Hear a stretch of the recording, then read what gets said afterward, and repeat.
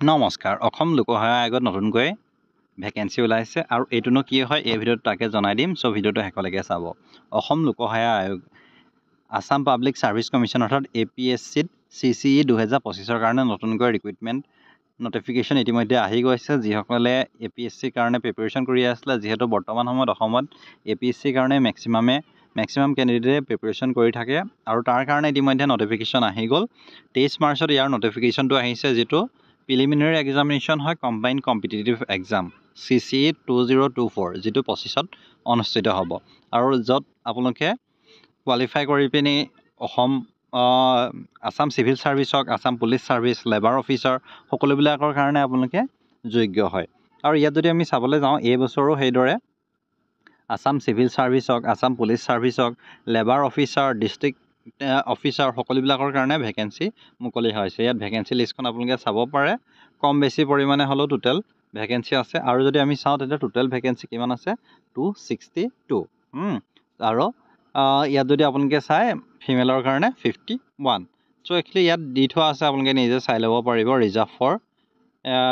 ওমেনৰ কাৰণে কিমান আছে 51 নেক্সট আমি যদি চাবলৈ যাওঁ তেন্তে ইয়াৰ কাৰণে কি কি কোৱালিফিকেশন লাগিব সকলোবিলাক আপোনালোকক দি দিম সো চাই থাকিব প্ৰথম কথাটো হল ইয়াৰ কাৰণে আপোনালোকে মিনিমাম এটা গ্ৰেজুৱেচন কমপ্লিট কৰিব লাগিব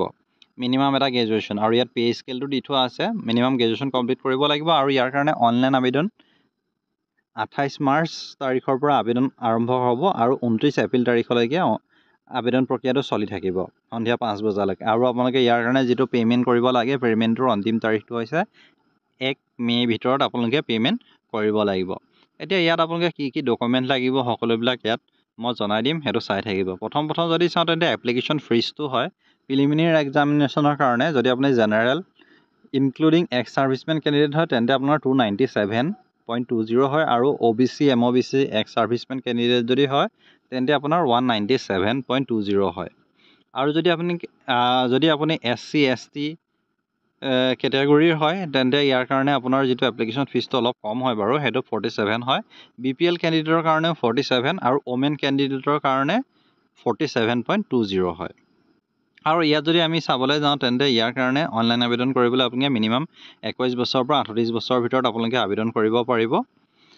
ৰিলেক্সেশন পাব ৰিজাৰ্ভেশন ক্যাটাগৰীয়ে 5 বছৰ 3 বছৰ তেনেকৈ পাব আৰু ইয়াত আপোনালোকে চক ইয়াৰ যেটো এক্সামটো দুটা প্যাটাৰ্ণত হয় প্ৰথম হৈছে এটা প্ৰিলিমিনাৰী এক্সাম তাৰ পিছত হৈছে মেইন এক্সামছ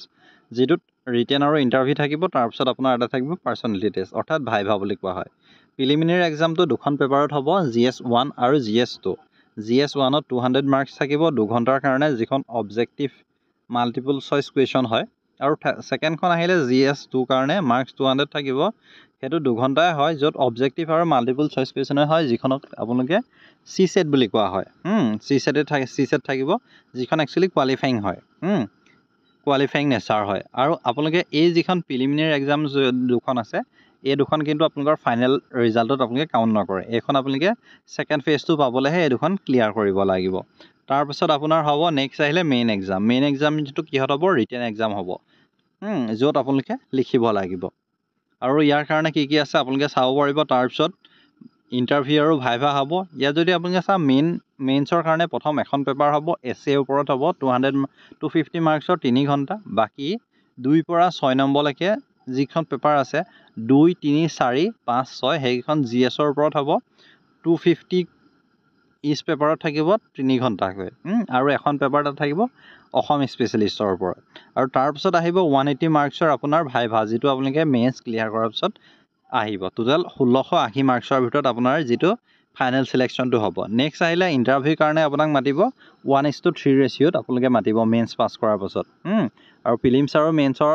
প্ৰিলিমছ পাস কৰাৰ পিছত 11 to 12 টাইমছ ওপৰত ভিত্তি কৰি মেইনছৰ কাৰণে মাতে নেক্সট আহিলে এইখিনি আপোনাৰ কি কি ডকুমেন্ট প্ৰয়োজন হ'ব PAN card driving licence voter ID passport সেইখিনি প্ৰয়োজন হ'ব বেংক আইডি সেইখিনি আপোনালোকৰ প্ৰয়োজন হ'ব আপোনালোকে ইয়াত চাই ল'ব পাৰে কি কি লাগে সো এইটোৱে আছিল ভিডিওটো যদি আপোনালোকে ভাল পালে লাইক কৰিব শেয়াৰ কৰিব